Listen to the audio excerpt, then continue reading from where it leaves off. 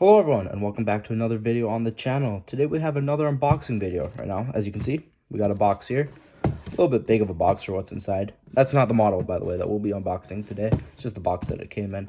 The model that we'll be unboxing today is a bit better of a model, at least for me personally, because we'll be able to feature in the videos that I make. But without further ado, let's unbox this box. Now, just like that, through the power of editing, we have the box open. Now, once we remove this paper, we should be able to see the model that we ordered from this release. And there you have it, the model we ordered. This is the Air Wisconsin CRJ200 that I ordered for this release. Looks pretty cool. Let's get into the model. As you can see, we have the box. Looks pretty cool. Very excited to have this model. Let's take our first look inside the box, though. Have a look at the model. Oh, wow. Looks pretty good, too. Let's see if we can get a close-up on that. I love the orange and the green retro together. Here is the information on the box if you wish to read this. And information of the aircraft. And without further ado, let's crack this model out of here. As you can see, the model looks really good. And it's registered November 471 Zulu Whiskey, which is also affectionately called by Air Wisconsin El Guapo, which, as you can see, is written right there. Oh, let me get my pointer. Is written right there. Whoa, I gotta interrupt you there, previous me. Now, I didn't tell you why they named the plane El Guapo. This aircraft previously flew for Mexicana Link, a Mexican regional airline, until 2011, where Air Wisconsin bought the airplane. Now, to quote Air Wisconsin why they called the airplane El Guapo, one day someone noticed that he is a handsome aircraft, so naturally, he's El Guapo, the handsome one.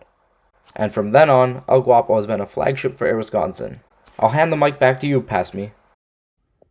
Then as we look at the model, starting from the nose, you see the cockpit windows, the door, then all 13 windows. I've actually flown in this aircraft twice in this livery. Flown in seat 8A and 9A. So, pretty cool that I can look at this model and think I've been inside of it. Not sounding weird. Alright, moving on then, we got the wings here. We got the engines. Jeez, if I can focus. We got the wings here. We got the engines. And we got the tail here with the AW for Air Wisconsin. Looking under here, you can see we got the baggage door right under that first engine. Coming to the back. It's a pretty good back profile to it.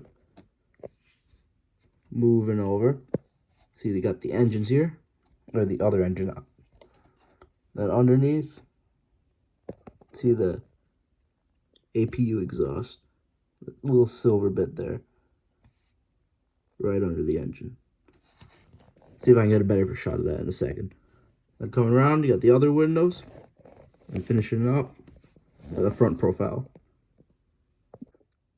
This right here is the APU exhaust that I was talking about, if it couldn't focus. Right there, right on the tip of my thumb.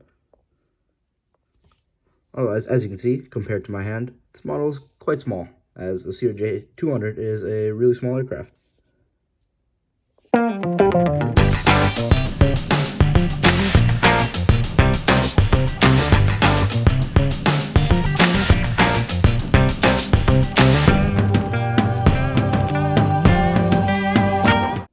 Bringing my other American Airlines model over, you can see how different the liveries are together. They're also both differently registered, as is November 428 Alpha Whiskey, and this is November 471 Zulu Whiskey.